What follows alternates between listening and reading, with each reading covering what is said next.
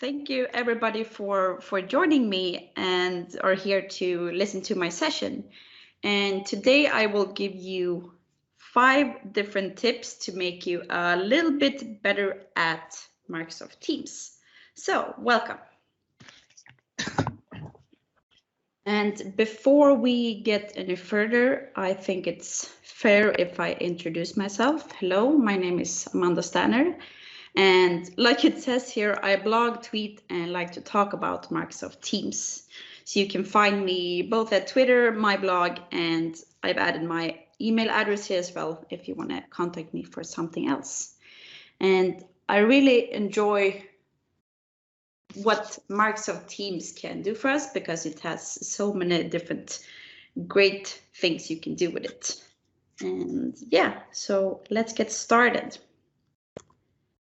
So what will I talk about today? I will give you a short background to why I think this topic is important. Then I will give you 5 different tips. They are some easier and some harder, and I hope all of you will find at least something new that can help you in your daily day-to-day work. And I will end with a summary. So the background. And when I drafted this session and started thinking about it, we knew that Skype for Business was going to be retired, but we didn't know exactly when. So there was no real sense of urgency, just that sometime in somewhere in the future, Skype will not longer be there. But in the end of the summer, Microsoft announced that the 31st of July 2021, Skype for Business will be retired.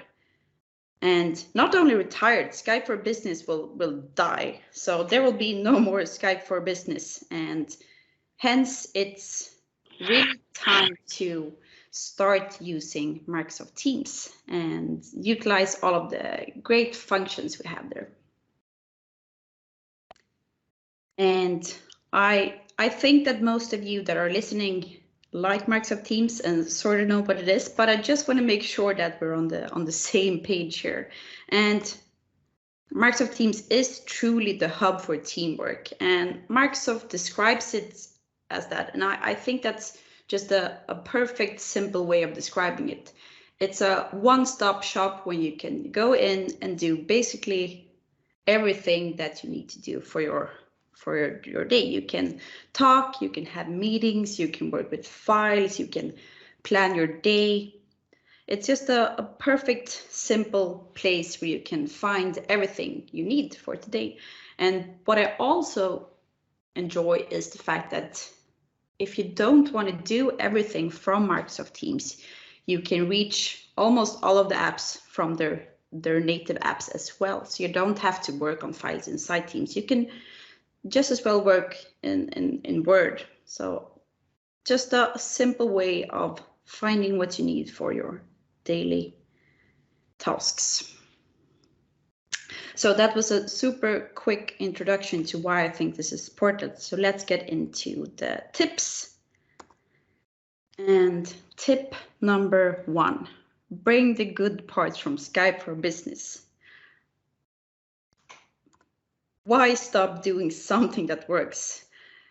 People ask this question all the time. And Skype for Business wasn't a bad product, or it still isn't because it's still there. But Microsoft Teams is so much more. And I overheard a colleague a couple of weeks ago who said, I can't believe Microsoft is killing Skype. Skype is a perfect product where you can do everything. And then I thought, yeah, Skype is a pretty decent product, but Microsoft Teams is a much better product. So here I just want to show you some basic Skype things that I did every day and how you would do the same thing in Microsoft Teams. And number 1 here, the persistent chat. And if a person would ask me one reason for using Microsoft Teams, it would be the fact that the chat is persistent. The chat is always there. And so it's easy to flip between devices. So I can go between my computer and mobile, and I will still have the full chat history. I don't have to answer a message straight away because I can take a look when I have time. So the message is still there. And this is great both because it's easy not to lose messages. I'm not sure about you, but I often lost messages in Skype into that weird inbox in Outlook. But in Teams, the messages are always there. So it's super simple to go back up in the history and see what me and my colleagues talked about before.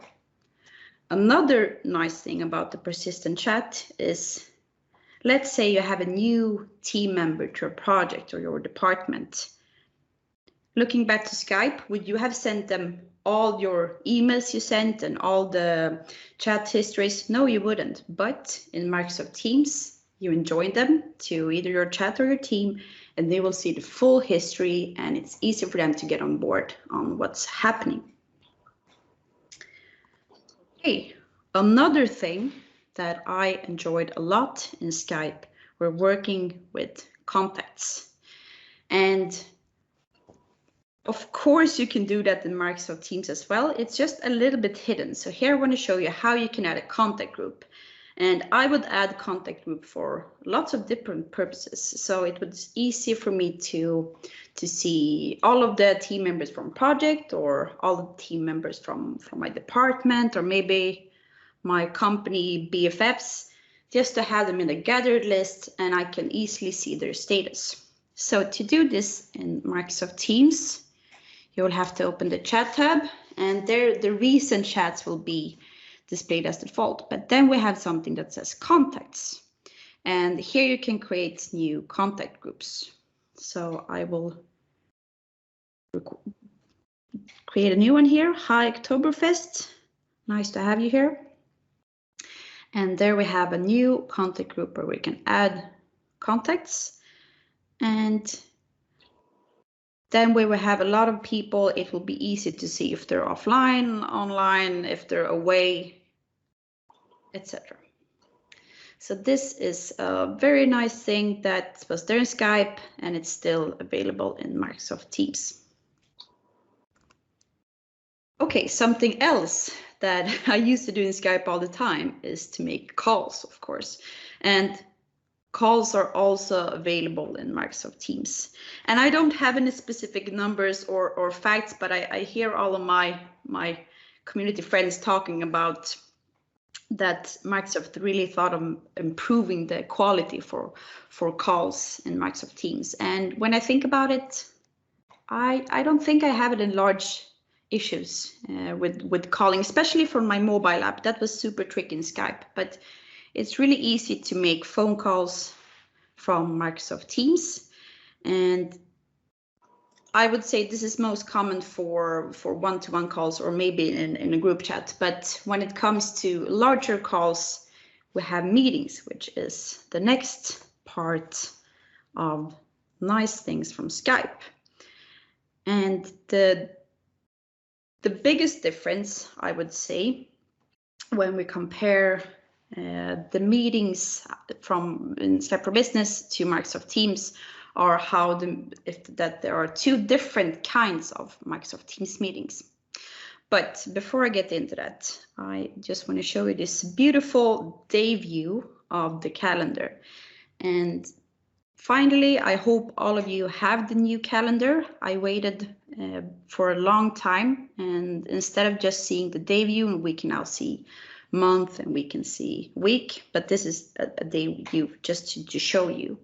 And in Microsoft Teams, we will of course see all of our meetings, independent if there's a Skype meeting, a meeting that doesn't exist online, or a Teams meeting. And just looking at the Skype meeting, we can join the Skype meeting through Teams. We just click the meeting here and we can say join Skype meeting. So we could basically see all of our meeting information from Microsoft Teams. But let's get back to the two different kinds of meetings that we have in Teams. So first of all, we have a meeting in Teams, and that's basically the same as in Skype, where you would add a meeting link, and that meeting will appear as a history in the chat tab in the left side navigation, where you can later go back and have a look. And then we have a meeting in a channel, in a team, in Microsoft Teams. A lot of words. But what happens when we create a meeting for a channel, then that meeting will appear as a conversation in the channel. So then we can easily go back in the history in our channel to see all previous meetings. And something that's really nice for meetings compared to Skype is that you don't have to attend the meeting to see the meeting history. So if people have been writing things and people have been sending things in the meeting and they maybe have recorded the meeting, you will also be able to see this easily even if you didn't attend the meeting. And I really like that. Okay, the last Skype thing that I would like to show you that I also used a lot were setting my status. And I would often set my status to stuff like working from home or in the office or working from a client side. And of course you can do this in Microsoft Teams as well. But I want to just point out a thing before I show you, and that is for Skype, you could connect these different statuses to your Wi-Fi. So Skype would understand if you were home or if you were in the office or if you were at the client due to the internet. And that is not available in Microsoft Teams, but as Chris mentioned, user voice is a really nice thing. So it's probably a user voice somewhere where you can vote on that if you really like that function. But to add a status, you click your face. Let's see, yeah. And there it says set status message. And here we can add the status message that we want to have. So hello again, Oktoberfest. This is a long message for you. And what you can do then is to decide when you should clear this message. So you could have it only for a day. You could have the message forever if you want to. And there are different options for how long to show it. And this is great, so you don't forget that you have a status message. And to see someone else's status message, if they have one, you just hover over their name, and if they have a message added, you will see it there. So that was a couple of Skype for business things and how you can do it in Microsoft Teams. Let's start with tip number 2, set your notifications. And this might sound pretty obvious, but I don't think it is. I often hear people complaining about there are too many notifications or too little notifications. And then I would just encourage all of you to go in and have a look at the notification settings for Microsoft Teams and make sure you've done an active choice dependent on what you like. I tend to think that the standard setting in Microsoft Teams are really generous, but that's just my opinion. So I will not show you how to set your normal notification settings, but I will show you 2 newer notification settings in Microsoft Teams. And this picture here, I need ice cream. I just wanted to tell you a fun anecdote of notifications. And a couple of years ago, I was having a workshop with a colleague at the client.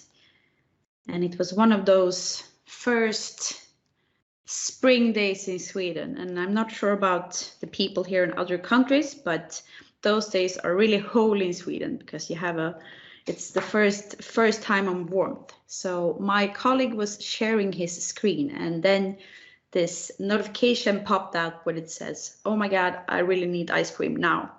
And it felt like that notification was lingering on the screen for an eternity. So just everybody had the chance to read the message over and over and over again.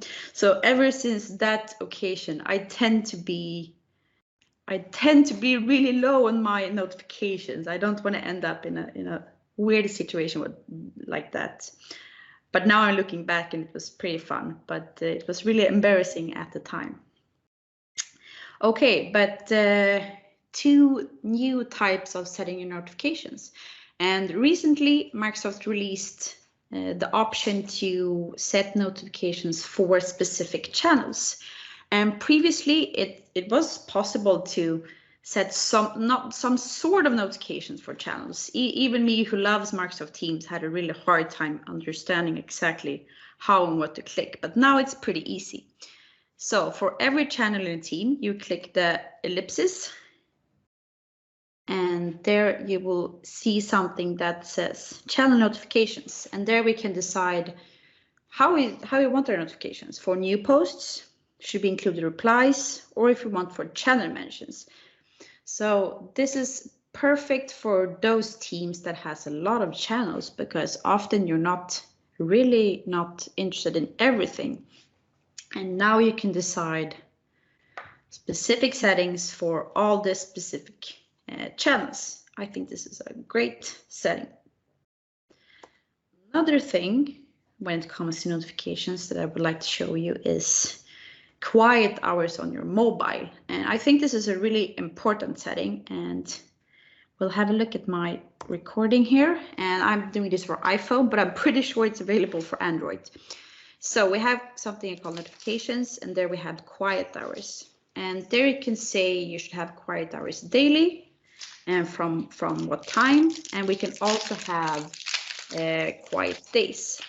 And what this is, you know, you have your normal notification settings on your mobile, but during your workday, maybe you want them to be, maybe you want to have all the notifications. You really want to make sure you don't miss anything when it's happening. But after hours, I really think private life is important. So when we have quiet hours, we can still have our normal notification settings, but during the quiet hours that we specified, we won't have the same amount of notifications, so we will have quiet hours. And I confess, I often send messages to teams and colleagues pretty late in the night, so I hope all of them have the quiet hours so they don't see my message. So I would recommend all of you to do this. Private life is important. Okay, let's jump over to tip number 3, some rules to live by. And the rules that you live by in Microsoft Teams is something that your organization needs to decide on, you and your teammate needs to decide on, but these are just 3 things that I think are a nice common ground, and I think it's good things for everyone to think of. So first of all, using the subject is great for overview. And when you're writing a message in a team, in Microsoft Teams, if you click the little A with the pen icon, you will get up the rich edit. And there you can decide to add a subject to your message. And we use this a lot in my current project, and I think it's really helpful for 2 reasons. First of all, for searching matters, and I will show you the search a little bit later. And the other thing is that it's so easy for the people that are consuming the message to understand what it is about. And in larger teams, we have probably a lot of members, probably not everyone has the exact same area of interest, but to add a subject makes it really easy for them to understand if they should read the message really thoroughly. Or yeah, so let's I think that I told you about the subject, and then I talked about mentioning a whole team, which is like replying all, and that is necessary sometimes. It is necessary sometimes to mentioning a whole team or channel, but I don't think you should do it too often, because if your team members get notifications on and on and on about the whole team is mentioned, then it will lose its purpose. So use it, but don't use it often. And the last thing here is remember the difference between replying in a message and writing a new one. And the idea of conversation and threadings, it's not completely new. It's something that it's quite similar on, for example, Facebook, but it's still newer when it comes to chatting, at least in the Microsoft world. And I think about this a lot. I think every time I write a new message, I'm thinking, should I reply or is it a new message? So this is something that takes active thinking about before you really get used to it.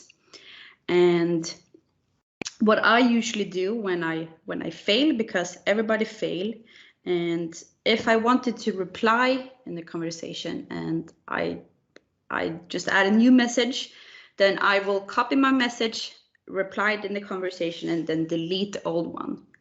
So, but I think about it a lot, and you need to think it a lot, because when you really get used to the threading ways of writing in a team, it's super helpful to gather everything about one topic at a place.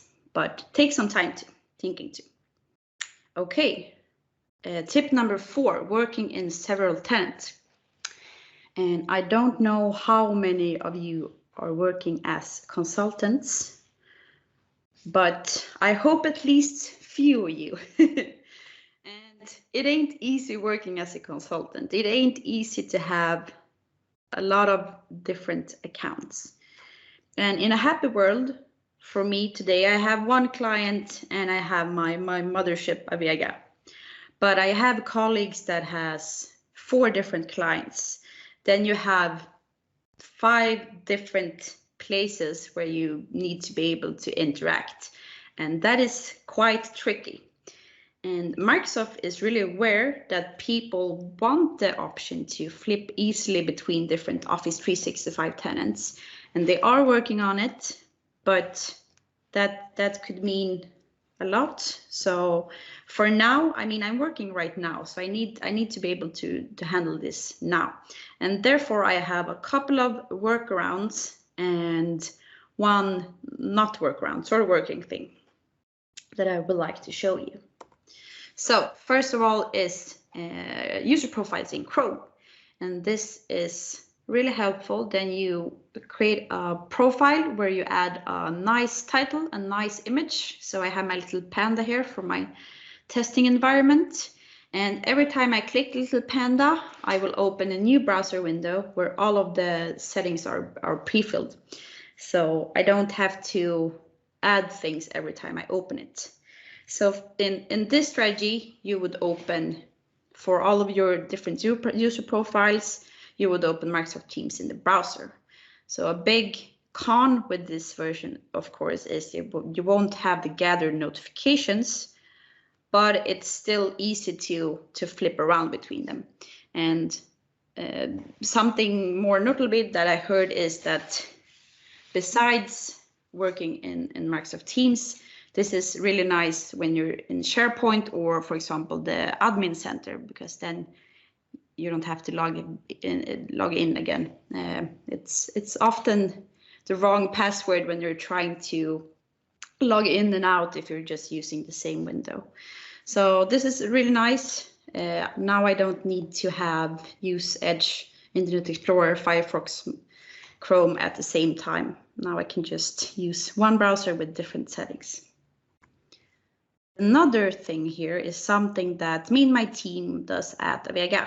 And what we do are to invite all of our client accounts to our department team. So in that way, when we're logged into our client accounts, we will get the notifications and we can follow interactions and we can interact, but we're still logged into our client accounts. So I think this is a smooth way of a smooth workaround for the issue. And the third thing here, this isn't a workaround. This is actually sort of working like it should. And this is on mobile. And in the mobile app now, if you click the hamburger menu in the top left corner, in the end, you will see something called My Orgs. And here you'll see all of your organizations that you have logged into the mobile app. So here I have my Avega, I have my client, I have my testing account. And then I can easily flip between them. I get the notifications. And I mean, I can't work with my mobile all day, but it's a nice way of flipping between them and seeing what's happening. So to add new conversations, new organizations, you go into the settings, and in the end, it will have a thing called Add Account. So you should all do this if you haven't done it. And my last workaround is a third-party solution called Franz. And Franz is a service that connects different kinds of services. So the good thing about Franz is that you will have your notifications in one place. The bad thing about Franz is that you can only have up to 3 accounts in the free version, and the free version also doesn't have fully security HTTP security parts. But so I just wanted to show you here, and this is the application. It's Franz with a Z. We Swedes have trouble pronouncing that. And as you can see, there are a lot of services here, not just Microsoft Teams. So here you can connect all of your different chatting places if you want somewhere to go. So let's add a Teams, and I will add it for my testing environment, and I can add a nice icon. I can decide how the notifications should work. And what Franz does is that it will actually display Microsoft Teams, the web app, the browser app for us. And I thought really hard about if I can think of any huge differences between using Microsoft Teams in the browser compared to the web app. And I don't think so. So I think this is a good way, and then it's super quick just to click between them and, like I said, to see your notifications. So I'm logging in here. I just wanted to show you when it's fully functioning. So let's stay signed in.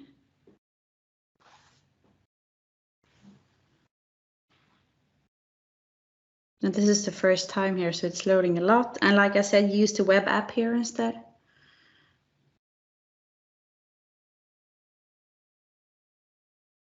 And here we have it. So here I have my Amanda testing, and I can easily flip between this and flip between my Vega Microsoft Teams.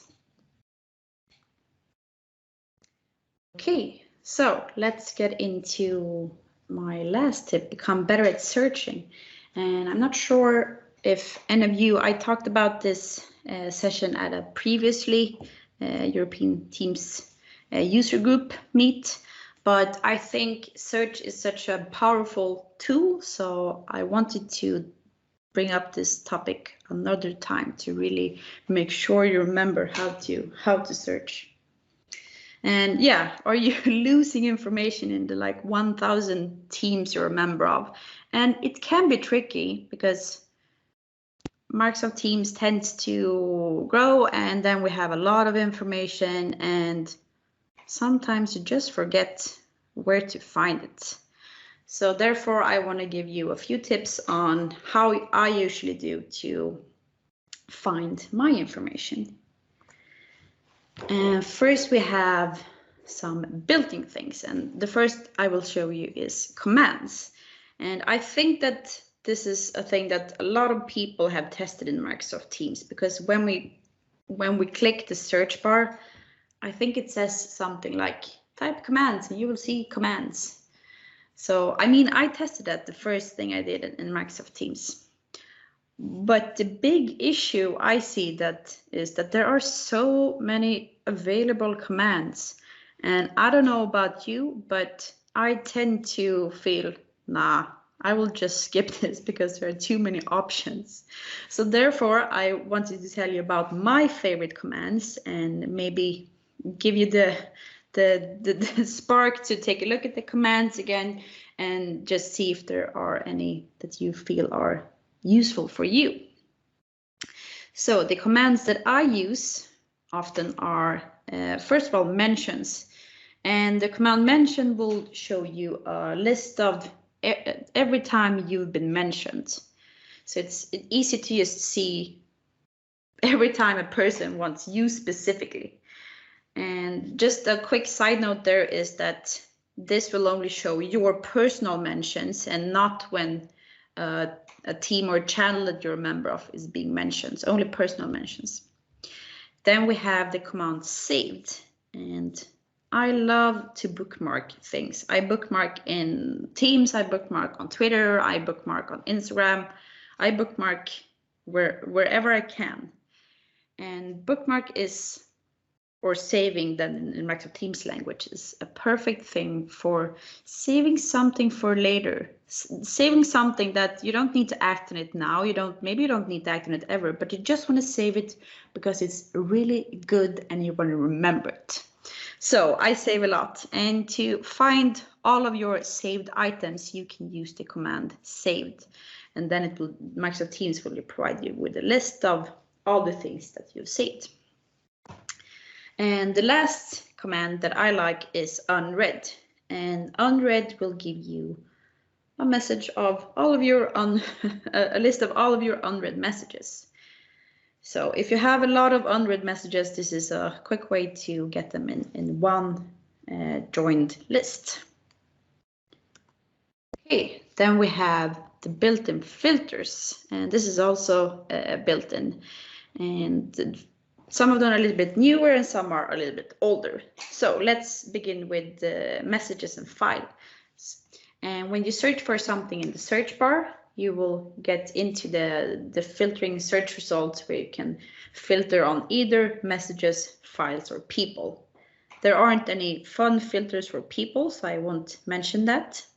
But for messages, we can filter on subject, and that comes back to what I told you about adding a subject to conversation. It makes it a lot easier when we're filtering. And then for messages, we can also filter on date, if it should be sent from in a team or channel, or it should be from a specific person. And we can also say if it should have an attachments or mention my name. For files, we can decide if it should be from a team, what type of file type it should be, and if it should be modified by someone. Then we have filters for activities, which is the notifications. And this is pretty new. I don't remember exactly when, but it's pretty new that you can do this.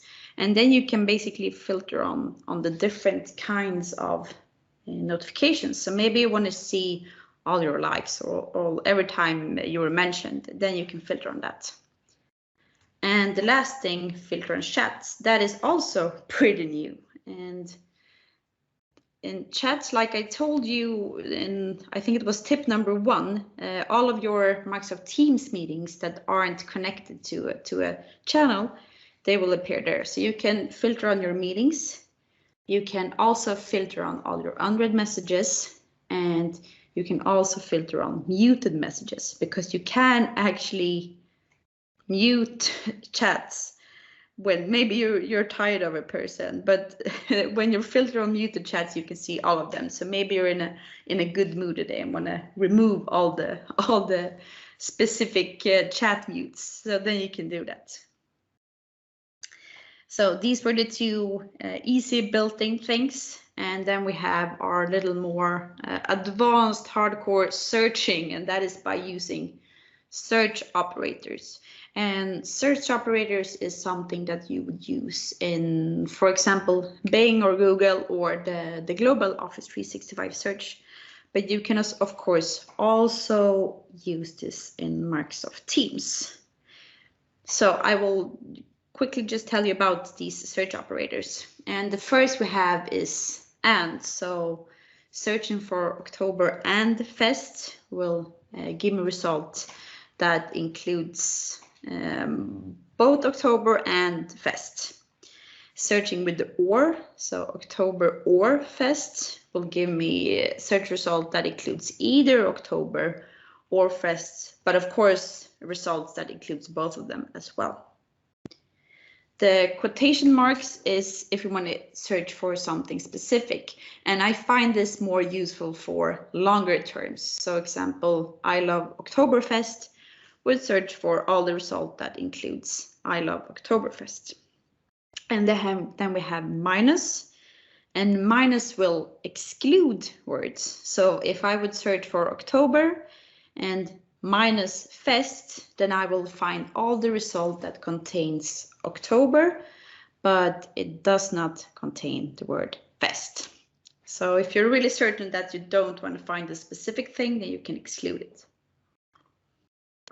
Then we have file type.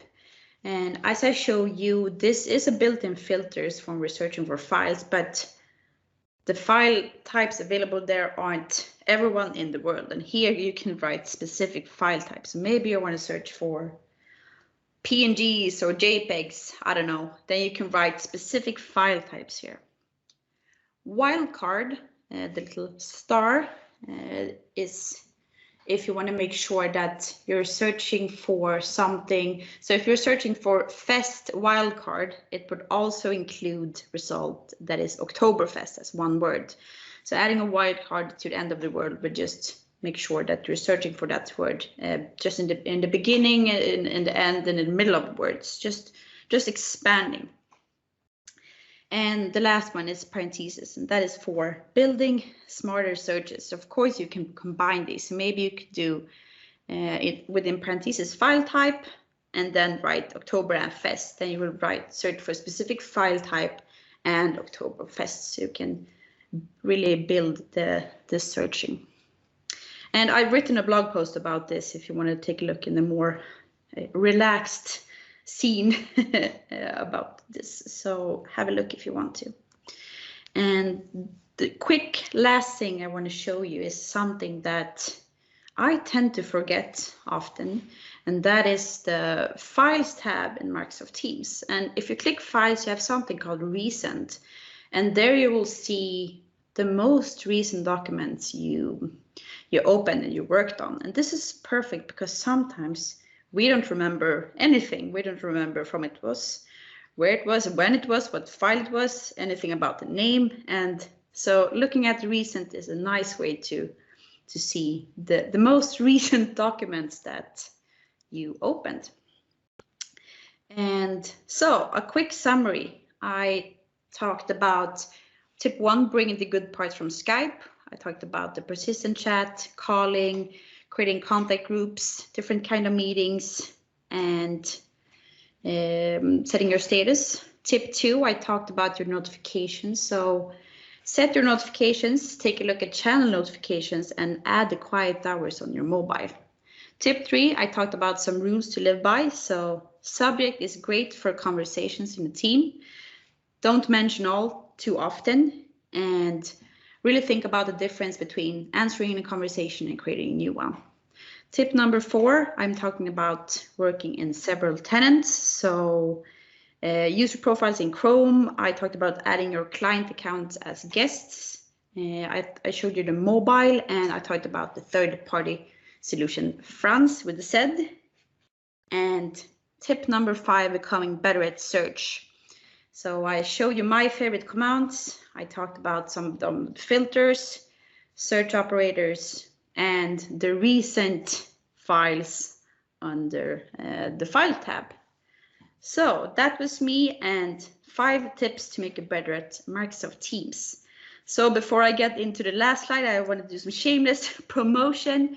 And next week, if you're going to Microsoft Tech Days here in Stockholm, I will talk about how to convince your Slack users to start using Microsoft Teams. And please call me if you're there. So that was it for me. Thank you very much. Please scan the QR code and rate my session and give me any constructive feedback. And yeah, thank you very much. I will stay for 9-ish minutes and answer questions if you have anything else. Otherwise, find me on Twitter, my blog, and here's my email address. Thank you.